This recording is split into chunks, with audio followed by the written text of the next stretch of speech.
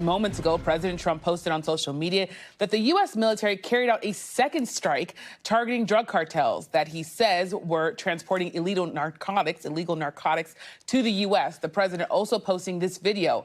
It follows a similar strike carried out earlier this month in the southern Caribbean, and it comes as the Trump administration looks to ramp up pressure on the Maduro regime in Venezuela. Joining me now is NBC News senior national security correspondent Courtney Cubie, and Monica Alba is back with us. She's still outside the White House. So, Courtney, I'll come to you. What more do we know about this strike? So far, all we really know is what President Trump posted on Truth Social. He said that this was the second strike, as you mentioned, Yamiche. 3 males, he says, who had left Venezuela, who he claims were narco traffickers. He calls them specifically terrorists. He says were killed in action. This is the second strike, as you mentioned, in just under a week. Last Tuesday, the U.S. military taking another strike that killed, in that case, 11 individuals who the U.S. claimed were part of a cartel known as Tren de Aragua. Of course, the U.S. placed TDA under a foreign terrorist organization designation earlier this year.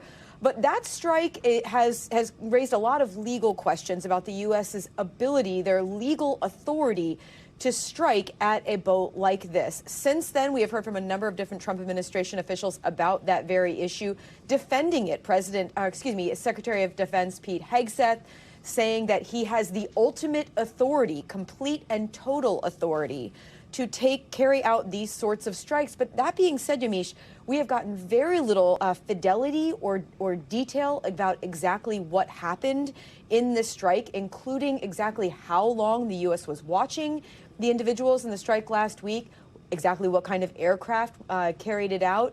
And even Capitol Hill has not gotten answers to all of their questions, including the legal authority. I suspect that, as you're seeing on the screen here today, right now, this second strike is going to raise similar questions about whether the Trump administration has the ability, as they say, to be striking these boats. Remember, right after the first one last week, Secretary of State Marco Rubio said that it was probably headed to the Caribbean, maybe headed to the U.S. They've changed that talking point as well, now saying more specifically that they believe these drugs are headed to the United States and present a direct threat to the American public.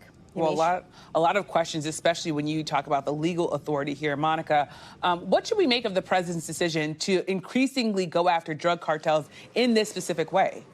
Yeah, this is something that the president says he's also going to continue to do. In this lengthy post, he also says and notes, by the way, that no U.S. forces were harmed in this strike.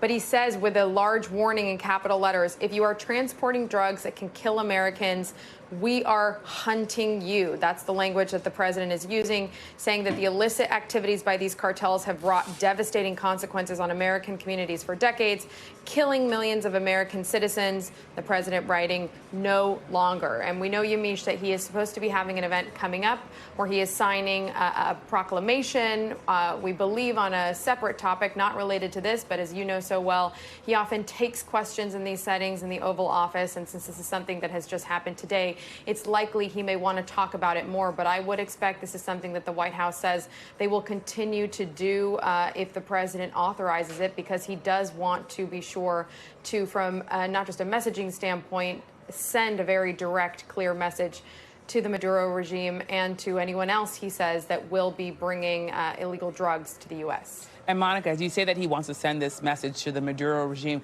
is this really all about forcing a regime change? Does the White House believe that these kinds of strikes could lead to Maduro's ouster? I think it's part of the pressure, certainly, that the White House is applying. But diplomatically, they are saying that first they want to continue these conversations, but that the president has always said that when he chooses to and wants to act, he will.